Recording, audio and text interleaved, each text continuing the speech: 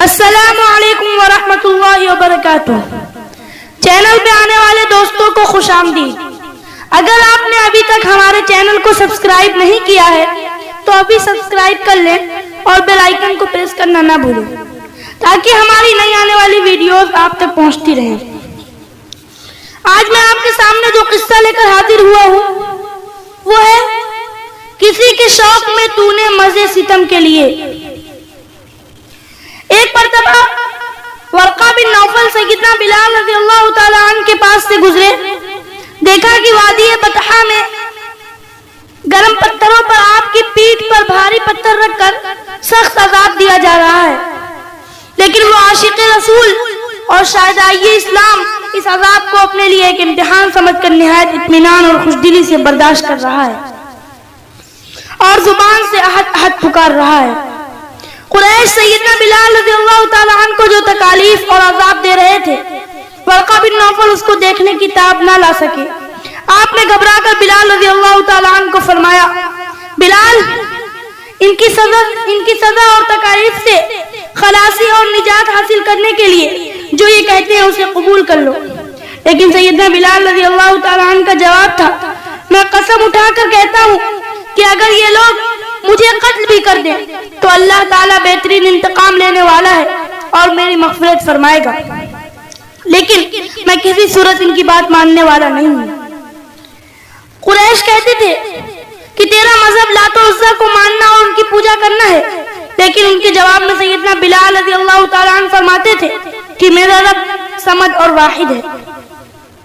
سیدنا بلال رضی اللہ تعالیٰ عنہ ظاہری شکل و صورت سے اگرچہ سیاہ فام تھے، لیکن رسول اللہ صلی اللہ علیہ وسلم کی ایک ہی نگاہ آئینہ تاب سے دل آئینے کی طرح صاف و شفاف ہو گیا تھا، اور نور ایمان نے ان کے دل کو اس قدر منور کر دیا تھا کہ قریش کی ایذا رسانیاں انہیں گمراہی کی تاریکیوں میں نہ دھکیل سکی۔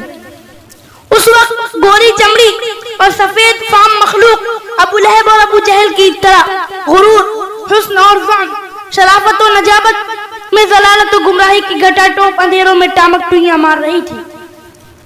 تاریخی روایات کے مطابق اس وقت صرف 7 نفوس تھے جن کو قبول ایمان کی توفیق ملی تھی، ان میں ایک یہ حبشی غلام تھے۔ وہ آستانہ چھٹا تجھ سے ایک غم کے لیے، وہ آستانہ چھٹا تجھ سے ایک غم کے لیے، کسی کے شوق میں تو نے مزے ستم کے لیے۔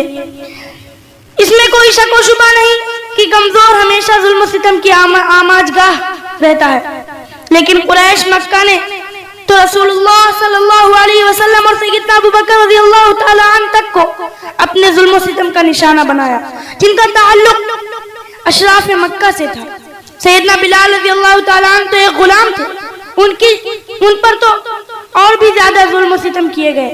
ابو لہب کی بیوی ام جمیل نے تو یہ دستور ہی بنا لیا تھا کہ گھر کی ساری نجاست اکٹھی کر کے رسول اللہ صلی اللہ علیہ وسلم کے راستے میں پھیلا دیتی، لیکن آپ صلی اللہ علیہ وسلم زبان سے کچھ کہے بغیر راستے سے وہ غلاظت ایک طرف ہٹا کر گزر جاتے۔ جب یہ لوگ خود رسول اللہ صلی اللہ علیہ وسلم کو ظلم و ستم اور طعن و تشنیع کا نشانہ بناتے تھے تو سیدنا بلال رضی اللہ تعالی عنہ کس شمار و قطار میں تھے؟ وہ تو کئی نسلوں سے غلام تھے، ان کے ساتھ قریش کا سلوک کیسے اچھا ہو سکتا تھا؟ چنانچہ غلام اور کمزور ہونے کی بنا پر وہ ظلم و ستم کی آماج گاہ بنے رہے۔ غلام ہونے کی وجہ سے وہ اور بھی ناموں سے جفا کے شکار ہوئے۔ گوناگوں مصائب اور زہرا گداز مظالم سے ان کے استقلال استقامت میں ذرہ برابر فرق نہ آیا۔ تپتی ہوئی ریت، جلتے ہوئے سنگ ریزوں اور دہکتے ہوئے انگاروں پر لٹائے گئے۔ مشرکین کے لڑکوں نے گلوں میں رسیاں ڈال کر تماشا بنایا، لیکن ان تمام روح فرسا اور جانے گس آزمائشوں کے باوجود توحید خداوندی کی مضبوط رسی ان کے ہاتھ سے نہ چھوٹی۔ ابو جہل تپتے ہوئے سنگ ریزوں پر لٹا کر اوپر بھاری پتھر رکھ دیتا، اور جب آفتاب کی تمازات بے قرار کر دیتی اور آپ رضی اللہ تعالیٰ عنہ اس کی گرمی سے تڑپنے لگتے تو وہ کہتا، بلال اب بھی محمد صلی اللہ علیہ وسلم کی خدا سے باز آ جاؤ، لیکن اس وقت بھی اس بندے خدا کے لبوں سے یہی آواز سنی جاتی، احد احد۔ تو دوستو، یہ تھے حضرت بلال رضی اللہ تعالیٰ عنہ، جنہوں نے اسلام کے لیے اتنے ظلم و ستم کو سہا، اتنے ظلم و ستم کو سہا کہ اس کے لیے کہ ان کی داستان کو سنتے ہی ہماری آنکھوں سے آنسو نکل آتے ہیں۔